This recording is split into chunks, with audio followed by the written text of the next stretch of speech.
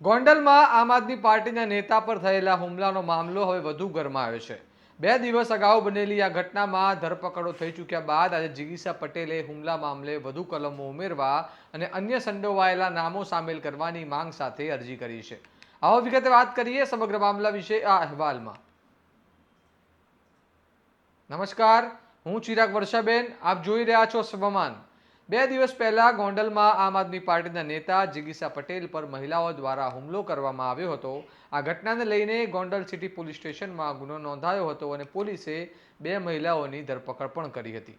હવે આજે જિગીસા પટેલે ગોંડલ સિટી પોલીસ સ્ટેશન પહોંચ્યા હતા અને લેખિત અરજી આપીને કેસમાં વધારાની કલમો ઉમેરવાની તેમજ અન્ય સંડોવાયેલા વ્યક્તિઓના નામ સામેલ કરવાની માંગ કરી છે।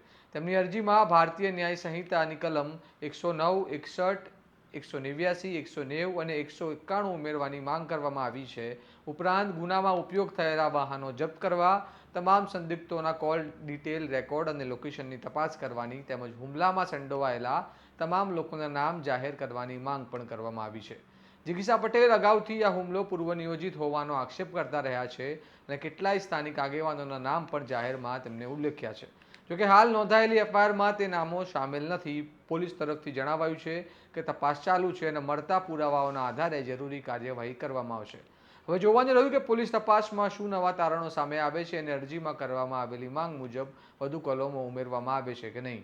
આ મામલે તમારું શું મંતવ્ય છે અમને કમેન્ટ કરીને જણાવો અને આવા વિગતવાર અહેવાલ માટે સ્વમાનની ચેનલને લાઇક, શેર અને સબસ્ક્રાઇબ કરવાનું ભૂલતા નહીં। નમસ્કાર।